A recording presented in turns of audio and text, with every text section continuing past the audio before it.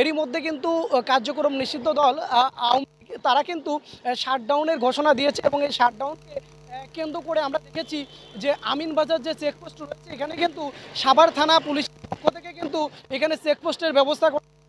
সকাল থেকে কিন্তু তারা এখানে চেকপোস্টের মাধ্যমে দূরপাল্লার যে সকল পরিবহন রয়েছে এছাড়াও আইন শৃঙ্খলা রক্ষাকারী বাহিনী তারা কিন্তু তৎপর ভূমিকা পালন করছে অর্থাৎ যাতে কোনো প্রকার অঘটন না ঘটে যার কারণে কিন্তু তাদের এই তল্লাশির ব্যবস্থা আমরা কথা বলেছি আইন শৃঙ্খলা রক্ষাকারী বাহিনীর সাথে তারা আমাদেরকে জানিয়েছেন যদি কাউকে সন্দেহ হয় সেই ক্ষেত্রে তারা তাদেরকে জিজ্ঞাসাবাদ করছেন এবং এই শাটডাউনকে কেন্দ্র করে কিন্তু দর্শক আরেকটা বিষয় জানিয়ে রাখি আমরা দেখেছি দূরপাল্লার পরিবহনের সংখ্যা কিন্তু অনেকটাই কম দর্শক এমনটাই কিন্তু তারা আমাদেরকে জানিয়েছেন সব কিছু মিলে দর্শক বলা চলে যেহেতু কার্যক্রম নিষিদ্ধ দল আওয়ামী লীগের পক্ষ থেকে শাটডাউনের ঘোষণা করা হয়েছে যার কারণেই কিন্তু আইন শৃঙ্খলা রক্ষাকারী বাহিনী